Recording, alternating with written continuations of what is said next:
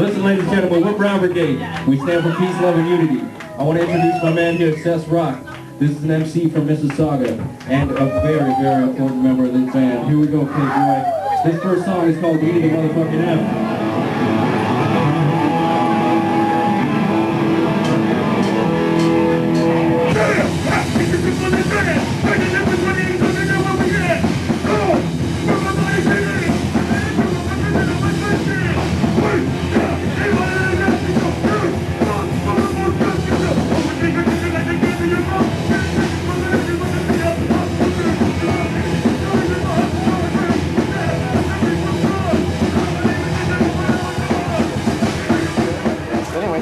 Get to cool. Yeah, before we run out of tape.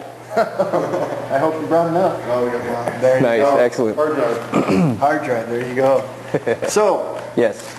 September 18th, the big day. Absolutely. Came out. How's it doing? So far, it's we've got about 1,800 in Japan. Well, that's where it's going. And we're super popular in Canada with like 300. Nice. So 301. Yeah. No, but I mean the main goal for this band was basically just get a record out, start touring it, and find fans, as opposed to using money to create a marketing strategy that basically tricks people into associating with the band.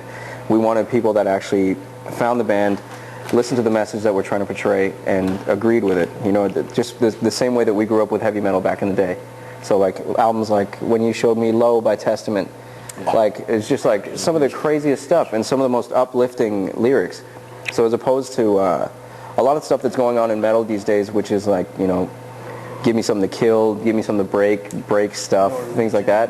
Death metal stuff. Dude, even that, you know, Norwegian death metal, it's all run off of Viking culture and just things around. I mean, the things that Vaughn and I grew up with back in the day were you know, we had to deal with a lot of racism and a lot of skinheads, like I was telling you before, playing the dungeon, basically being spit on.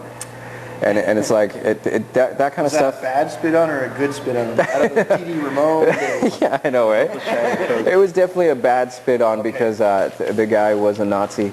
But, you know, it's easier to tell. It's easier to tell when their alignment is white power, whether it's bad or not. Yeah. But, I mean, just growing up with that stuff, I think it really inspired us to take this record and do something with it other than just portray anger and portray, you know, the use of anger in a negative manner to something that's more positive and something that speaks to kids in a way of teaching them to use anger to express, you know, vocally, to cease it, to stop these things like, you know, skinheads being around and ruining shows for people that are paying good money to go see bands.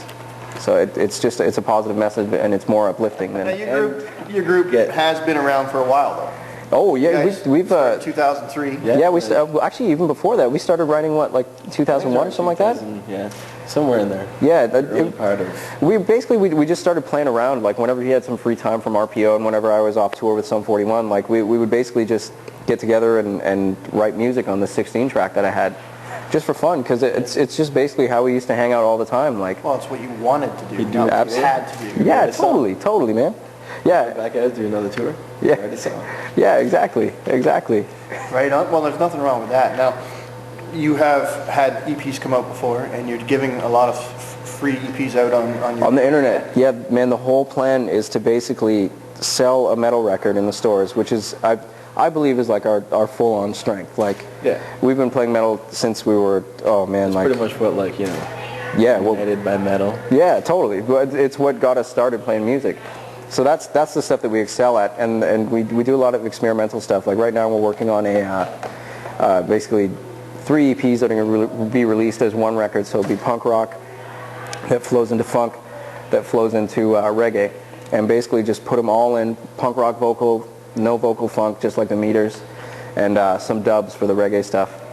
And hopefully it works out. We haven't listened to everything in succession yet. We're still recording everything, but. Are you going to bring some guests in for this kind of stuff? That's actually one of the things that we wanted to do with this band was basically create these instrumental, almost like dub plates, like in Jamaica, where you'll hear the same singer singing over the same beat, and then you'll hear a different singer singing over the same beat, and then some guy will have a hit with the same beat, stuff like that.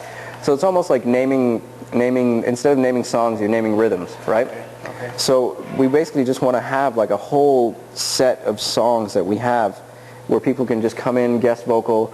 You can go be like, okay, I want to check out, you know, I want to check out Mr. D from the Salads singing over top of the Brown Brigade music. Just download it for free. Cool. And just throw it on, man. Like we've so you got. can even have fans doing that too. Yeah. Oh, absolutely, man. Absolutely. Yeah. Just download the track over it and like upload it. And yeah, man. Awesome. Check this out. Absolutely. Totally original. Yeah, man. And it's a great way to get yourself out there and express yourself in music. You know what I mean? If you can't find a band around where you're hanging, but just come to us. Download the music for free. Yeah, man. It should be all right. Jam with us via the internet. Yeah. That's the way things get done. Those little EPs that you're doing that are going to put on, that'd be a great vinyl, because vinyl's on the back, dude, I've been doing nothing but buying old vinyl for the past 2-3 years, all man. the CD stores that took over in the 90s are gone.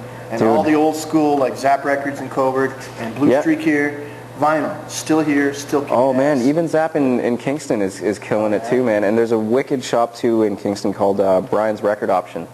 Just like any old jazz you can think of, any old classical music, just like $1, man. No. So cheap, and it's almost like they just took a crane and dumped all the records into the place. But this guy knows where every single piece of art is, man. It's amazing. Tell me about the Brown Knight. All right, you want to start off? Sure. Well, the Brown Knight, we kind of thought it might be a good idea to have like a mascot going. Like, you know, Iron Maiden's got their Eddie, Megadeth has got Vic, you know. Yeah. So Dave thought of the idea of having a Brown Knight, and then we just kind of went to town on the idea, and the guy ended up with a lion, living in like an alternate reality, but, you know, meant to kind of parallel what's going on here and, you know, illustrate it with music. Right on. And you have him in a video? Yeah, absolutely. That was, when I saw it, was almost a Spinal Tapish. Oh yeah, man. The impression that it was totally making fun of itself. Absolutely, man. Into the video. Well, why should you? No, not at all. And I mean, the video's one thing. I mean, I don't like watching a music video where it's like, oh wow, look at how that band used red. Look at that. Oh my gosh, look, that guy's running down a beach singing the song. Amazing. That is just bullshit to me, man. To me, a good video is entertaining. It's Thriller by Michael Jackson. You know what I mean? Yeah, like a lot of money there, though. Yeah, dude. Still, we didn't have a lot of money. Still do feel like a little bit of money, though. Yeah, man. And like I said before, like our entire lives, we base on comedy. Yeah. You know what I mean? We've like, you know, gone around with like the PXL 2000 back in the day, like making little black and white movies on cassette tapes. Yeah, man, putting them close up to the camera and us standing across the street getting shot up by Ed 209 from RoboCop. You know what I mean? Like that kind of stuff. So stop motion Transformers. Yeah, exactly. Right on, man. So yeah, man. I mean, it's and plus like it was a wicked way for us to come together because we basically grew up around our cousins. So whenever things would get bad, like I was saying with the stuff like, you know, being called names at school, things like that, you'd basically just go back and you'd have this wicked like just, oh man, it's like since we're talking about Vikings, like a Valhalla to go to and just hang out and just, yeah, man, just run away from home. Absolutely, man. Pretty much run across the street. Yeah, man, and just receive endless love, like your aunt's up there cooking food, and you know, you like no matter what house you're at. Feel like it's where you belong. Yeah, absolutely. You're safe. It's a haven. Yeah, man, and that's what comedy was for us. That's what metal was for us. It was that feeling of family and that feeling of being somewhere where you actually belong. This next song is purebred. It's about our race lives and how they're trying to kill us.